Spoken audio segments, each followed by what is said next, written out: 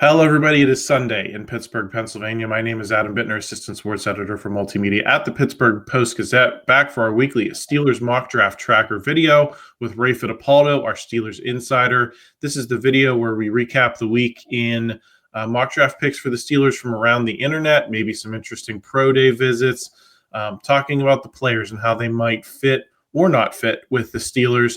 Ray, I'm excited to dig into it. How are you? I'm good, Adam. How are you? I am hanging in there. I'm excited to get into a few names, some that we've been talking about a lot, some that are a little bit newer or we haven't had the opportunity to get into as much detail with. Tyler Shough, Will Howard, Quinshon, Judkins, TreVeyon, Henderson. Those are guys the Steelers met with at Ohio State's Pro Day this week. Shedeur, Sanders, Jaxson, Dart never seemed to be too far from the conversation. Get into a little bit about Walter Nolen and some other names from Ray's third seven-round Steelers mock draft that is released today on postgazette.com. So make sure you're checking that out. Before we get into the show, just want to thank our sponsor. This show is brought to you by Mike's Beer Bar. Meet us at Mike's on the North Shore for the ultimate sports experience. With over 20 TVs, you won't miss any of the action. Pirates games, Riverhound and Premier League matches, college and pro football, hockey, and every major sporting event. Plus, don't miss the Post-Gazette's NFL Draft live stream happening Thursday, April 25th and Thursday, April 24th and Friday, April 25th, live from Mike's Beer Bar. Enjoy 300 local beers, 80 local taps, and incredible food like their famous steak on a stone. When you need your sports fix, and especially for the NFL Draft, tell your friends to meet me at Mike's. Ray, before we get into the individual players, I wanted to ask you about the general lack of juice in some of these multi-round mocks relative to the many needs that Steelers still have after NFL free agency. That was kind of the theme of my written mock draft tracker this week. Is I look at some of these three-round mocks and say, listen, I like some of these individual players. I think it would be good for them to be on the Steelers, but there's just not enough of them given the team's many needs. Do we and fans maybe need to prepare ourselves for, even if they do a good job in this NFL draft, it's just not going to look as impressive as maybe the last couple of years when they had those 4 picks in the first 3 rounds as opposed to 2 this year because you traded that second-round pick for DK Metcalf. Yeah, especially if they don't trade back into the second round this year. You almost have to look at DK Metcalf as a draft pick this year. I know that's a little bit unconventional, but that's how they use their draft capital. So, I addressed this in my mock draft, which is published today in print, in the Post-Gazette.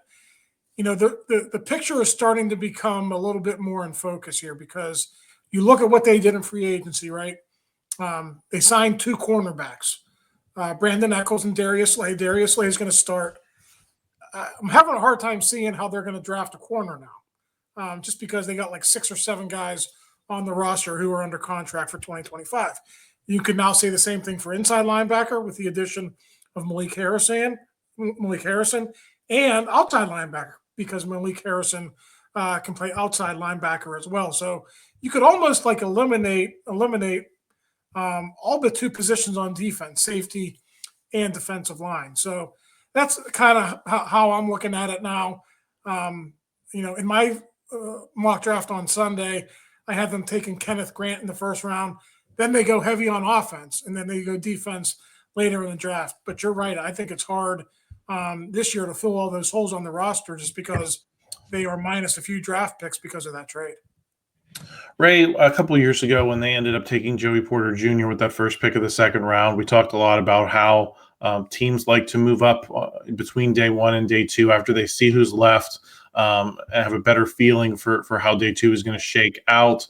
What do you think the odds are that the Steelers will attempt to trade back into that second round if there's, particularly a name that maybe we think might be a first rounder that is available going into day 2 and they know they have a line, to a team maybe in those first 5 to 10 picks on day 2? Do you think it's a realistic possibility, or are they not going to use their capital that way this year? Yeah, I mean, when they usually trade on draft night, it's usually to move up, right? To go get a guy like Santonio Holmes or a Troy Polamalu.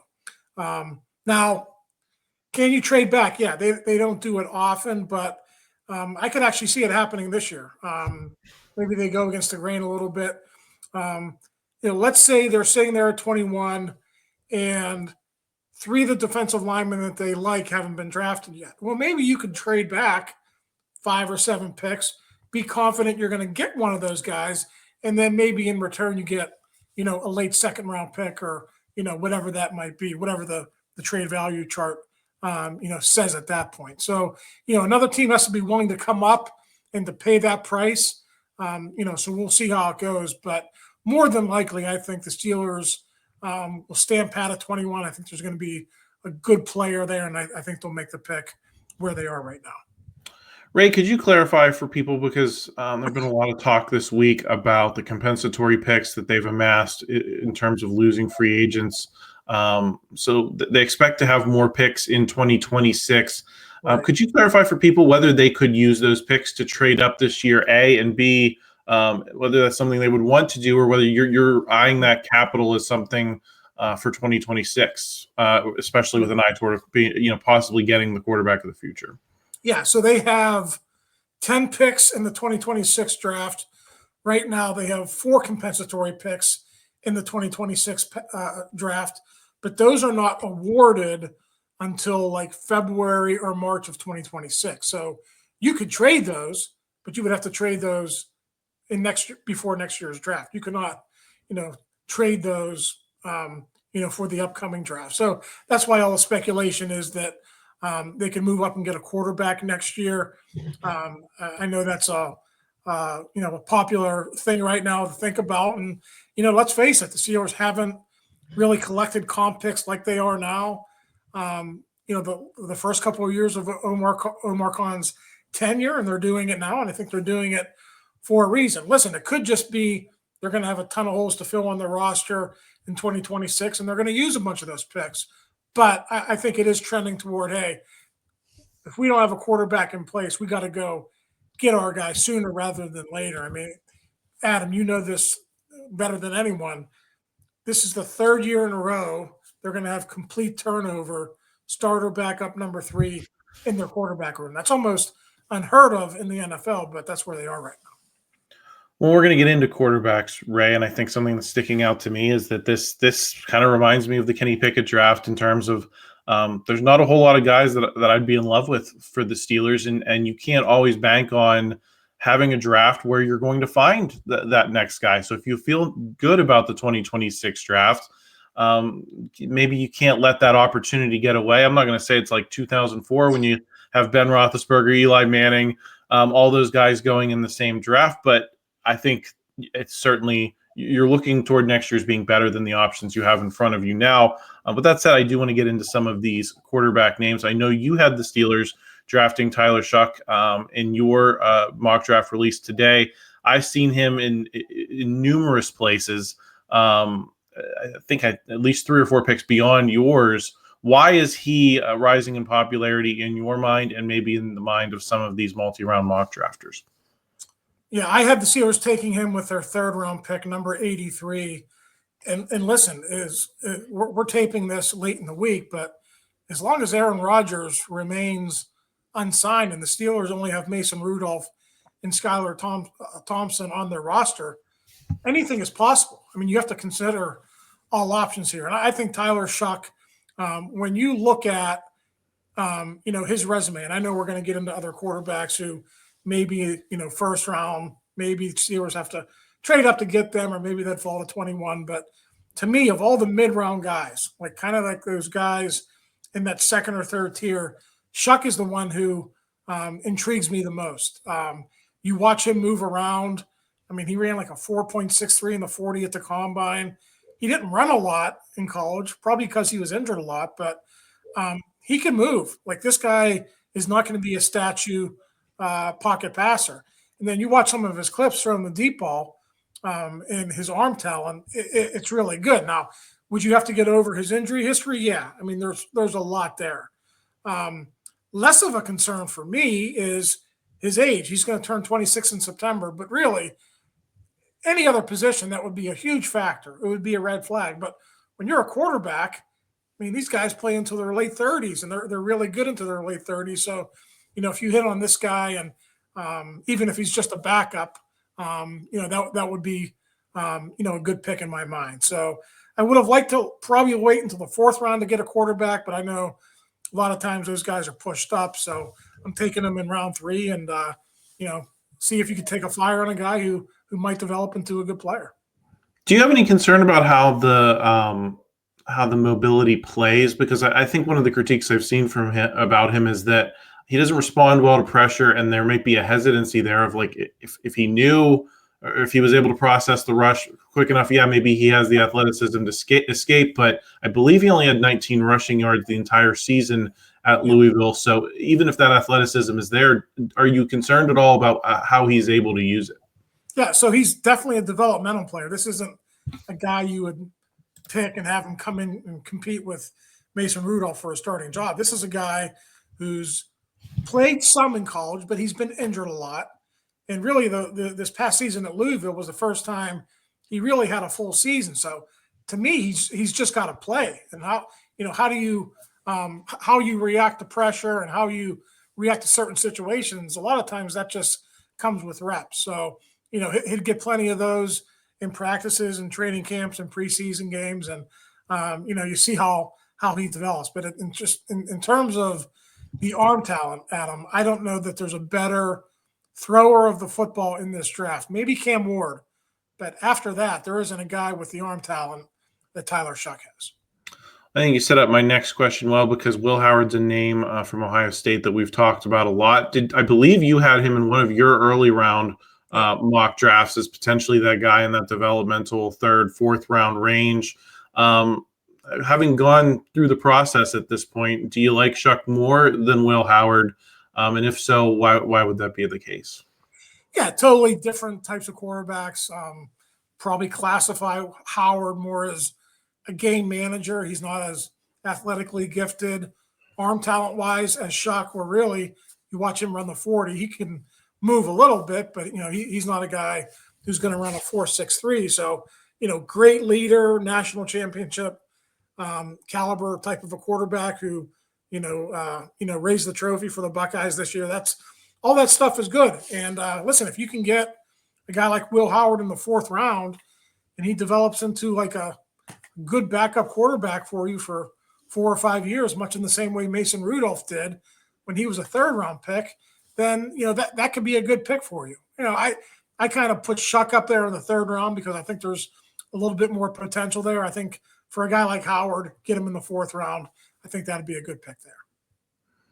Ray, I want to get back into the quarterbacks in a second, but a couple other guys that were on the radar from the Ohio State Pro Day this week. Mike Tomlin, I think he had dinner with Will Howard, but then also the 2 running backs, Quinshon, Judkins, TreVeyon, Henderson. Are you reading anything into that in terms of the Steelers' interest compared to the many other running backs that we've talked about through this process that are in this somewhat loaded class?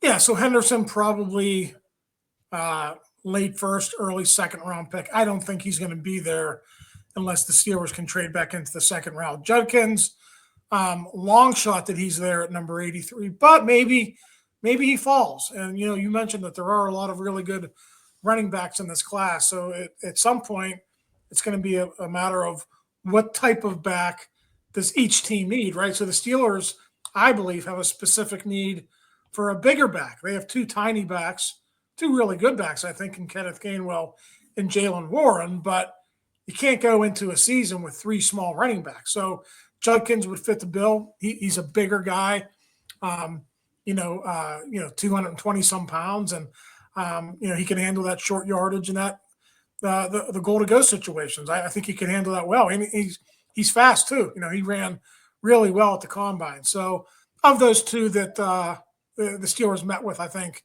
Judkins would be more in play, but I'm still not even sure if he would be there at number 83. Let's get back into the quarterbacks briefly, Ray. Jaxson Dart is a name that I think is, in terms of mock drafts, he's quickly becoming maybe top 2, top 3 in terms of guys getting connected to the Steelers. I've seen more and more Shedeur Sanders picks. Some have him dropping and having the Steelers say, hey, we're gonna pounce on this guy as a guy who started this process as a pretty consensus top 5 pick, but who seemed to fall off from that during the process. I even saw one mock from ESPN this week have the Steelers trading up. I think it was Mike Tannenbaum, the former Jets general manager, had the Steelers trading up to number 10 to get Shedeur. So kind of falling a little bit, but not falling all the way to number 21. are you making anything of the increasing drumbeat for those guys, or are you still laser focused kind of on the defensive line and figure that the Steelers are in that same place? I mean, I am. That doesn't mean I'm right. I do think you have to keep the options open. Like I said earlier, as long as Aaron Rodgers is not signed, you have to consider everything. So let's take Tannenbaum's mock draft, Shedeur Sanders, number 10, and let's dissect that a little bit. To me, the worrisome thing to me is when you trade up for a guy like that, you're going to want a guy who's going to be like an impact player, a guy who can be a future franchise quarterback. And the two players that Tannenbaum compared him to, one of them was Andy Dalton, and the other was Matt Hasselbeck. Now, Matt Hasselbeck had a nice career, led the Seahawks to a Super Bowl. Should the Steelers be gunning for a guy like that? I suppose, maybe you could win with a guy like that. But to me, if you're going to trade up to like the pick number 10, I think you're going to want to get a guy who's got a little bit more upside than Andy Dalton or Matt Hasselbeck. So that's the issue I have there. The Jaxson Dart stuff, I don't think you're going to have to trade up to get him. He's still a guy, Adam, who might fall to the second round. And honestly, I think he might be a reach for the Steelers, at 21. If they had a second round pick, maybe they could take him there, but they don't have a second round pick. So I see this Jaxson Dart stuff, but I just don't see a realistic scenario for the Steelers getting him unless they are really, really desperate and they don't want to wait until next year. If that's the case, maybe it happens, but I still think Dart at 21 is a pretty good long shot.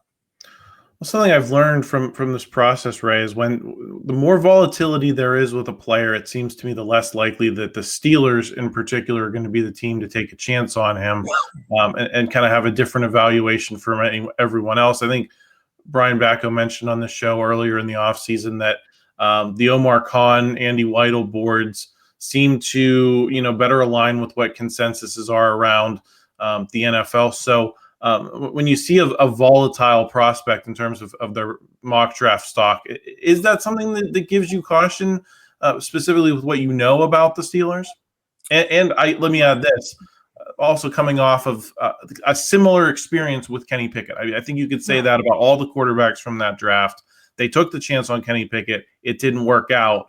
And does that enter into that conversation at all? I think for any prospect other than quarterback, the Steelers and Andy Weidel and his scouts, they're going to have firm, discussions and deliberations on guys, and they're going to know what they want to do, at those positions. And they're not going to really look at, Daniel Jeremiah has this guy here and Mel Kiper has this guy here. They're not really paying attention to the outside noise. I do think with quarterback, though, because it's such a crapshoot for pretty much any year. I mean, you could have 6 guys drafted in the first round in said year. 3 of those guys might work out. 3 of those guys might be busts. So I think maybe you pay attention to that a little bit more, and maybe you look at maybe some of the outside stuff and what others are saying. But by and large, if you're talking any other position other than quarterback, I think they're going to be pretty firm on what their thoughts are inside the organization, and they're not going to worry about fluctuating up and down boards and anything else that goes on in the pre-draft media process. This is going to be kind of a similar question that it'd be interesting to hear your answer to. Walter Nolen is a name that we've talked about at different points in the process. I feel like he's kind of fallen behind Kenneth Grant and Derrick Harmon, partially because a lot of people have him as a top 15 pick, but there seems to be a vocal minority of people that have been dropping him out of the first round. What is your read? How much do you like Walter Nolen? Where do you think he goes? Where do you think he figures into the Steelers equation if he maybe falls into that number 21 range? I think he's a really good player. If you watch his tape, he's a first-round talent. I think there's maybe some off-the-field stuff that the teams are concerned about. I know a lot of people were turned off at the combine that he didn't really do any testing there. Now, it's not, especially now in 2025, it's not unpopular for guys to not run the 40 or to do certain drills. Walter Nolen did almost nothing. He just basically went there for the interviews. Now, listen, we saw Tyleik Williams from Ohio State get injured running a 40 yesterday at Ohio State's pro day. So I get where players are coming from. It's good to be careful this time of year, but there are a lot of NFL scouts and GMs who really value getting to know these guys up close at pro days and combines and stuff like that. And I think maybe that's why you're seeing him come down a little bit. But I mean, if you're just looking at him athletically and if you're looking at his tape, he's a first round talent. But as media, we don't always know the nitty gritty of what this guy is like as a personality, what goes on behind the scenes, what kind of teammate is he, what sort of behind the wall there we don't know about. But yes, very, very good player. And if you're just drafting a guy on talent, he is definitely a guy I would consider at 21. How would you compare him with what we do know, on tape and some of the evaluations? How would you compare him to a Derrick Harmon or a Kenneth Grant? Totally different players, right? Derrick Harmon is your replacement for Cam Hayward as a 5 technique, really big and strong. Has to use his strength more, kind of relies on his quicknesses and his athleticism, but he's a 5 technique. He's versatile, but he's going to be your replacement for Cam Hayward. Kenneth Grant, who is my pick in this week's mock draft, big nose tackle, has flexibility to go out and play 3 and in some different positions, but he's that hulking run stopper that can, jam up the run game, and he's a plug and play guy. I think that could help your defense on day one as a rookie. Nolen is your prototypical 3 technique. He compares himself to Aaron Donald, super athletic, can penetrate, can wreak havoc in the backfield, really hard to block. So he's that type of a player. Nolen has some flexibility too. You can move him up and down the line of scrimmage, but you're really talking about in Harmon, a 5 technique, Grant, a nose to begin with some versatility, and Nolen pretty much a 3 technique. Ray, wanted to ask you about some of these other guys that we're seeing later in multi-round mocks. I think for people who may not be as attuned to the Steelers' need, but I think it helps illustrate the conundrum the Steelers are in. A name I really liked was Mason Taylor, the son of Hall of Famer Jason Taylor. I believe he went to Woodland Hills. He's I think an intriguing prospect, but he's at a position where the Steelers already have Pat Freiermuth, Darnell Washington. Is that an example of a player that they might select in another year, but maybe don't have the luxury to go after this year? Yeah, that's a good, you said it, luxury pick, right? Because Darnell Washington is under contract for 2 more years, Connor Hayward for 1 more year. So I think if you take a tight end this year, maybe it's a guy who could bump Connor Hayward off the roster a year early, who would kind of be that H-back role. It wouldn't be a guy like Mason Taylor who's going to be a really good pass catcher because, listen, you have that in Pat Freiermuth. The only way I could see them drafting a tight end is if Michigan's Colston Loveland is there at number 21. If you wanted to do like the New England Patriots model from 10, 15 years ago and have Freiermuth and Loveland lined up like they did Gronkowski and Hernandez, you could do that. And then that would lessen your need for a receiver. So we all know Arthur Smith loves tight ends. I'm not saying that's going to happen, but that's the only way I could see them taking a pass-catching tight end in this draft. I'm not eliminating it from the needs, but I think you can go get that H-back type of player, that H-back fullback guy, 4th, 5th, 6th, 7th round. That's where you get those guys. Right, I'll get you out of here on this. And these were a couple of guys I asked Brian about last week when he was on the show. Amarion Hampton from North Carolina, Jahdae Barron from Texas. They seem very sticky in this mock draft process, even as you mentioned that like a lot of the corners have fallen away as the Steelers got Darius Slay in free agency. But Barron is kind of sticking around because he's got a little bit more positional flexibility than maybe some of these other prospects who are straight outside corner types. Hampton is another name that just doesn't seem to go away because he seems to fit with the Steelers' identity offensively so well. Do you have any thoughts on those guys specifically? Maybe less relevant. Could it be a situation where the Steelers say these are Pittsburgh Steeler type of guys, even if the need at the position maybe doesn't match what it would on the defensive line, things like that? Yeah, I would still be really, really surprised and you would have to get him in the first round. So I'd really be surprised if they took that corner in the first round, whether it's him or any Will Johnson from Michigan, anyone you have 6 or 7 who are under contract, and it's hard to see how he would fit into the defense. Running back, it's kind of like quarterback. You have a big hole in your roster there, and I wouldn't rule it out. I don't think it's likely that you take Hampton at 21, and he's not going to slip into the 3rd round, so that's where you would have to take him. So those 2 names, Genty and Hampton, at 21, I get it because you still have a need at running back. I'm just kind of in the boat, much in the same way I am a quarterback this year. Too soon after Kenny Pickett, probably too soon after Najee Harris, too. This is a deep running back class. Go get your running back 3rd, 4th round. Ray, any names you want to tease from your 7-round mock draft? Oh, boy. Well, we already talked a lot about a couple of them. Grant at 21, Shough at number 83. I'll give you one more. I waited to the 4th round to get a running back. Like Judkins, this is a big guy. Didn't test as well as Judkins, but I think he might be there in round 4. Oklahoma State running back Ollie Gordon. Really, really good sophomore season, over 1,700 yards. I think they had a bad offensive line, bad quarterback play this past year. So he might be around in round 4. Ran a 4.61, so he's not going to wow you, but he's a guy who could definitely share the workload with Kenneth Gainwell and Jalen Warren in the backfield. Awesome. Well, Ray, just tell everyone, if they haven't already, check out the full 7-round mock draft on postgazette.com. You will be back with Christopher Carter on the North Shore Drive on Monday, I believe. So if you haven't already, folks, please subscribe to the channel. Plenty more NFL draft content coming your way. I'll be back Thursday with Jason Mackey. If you enjoyed this video, please pop a like on it. Help us out in the YouTube algorithm, and we will talk to you again in the same space next week.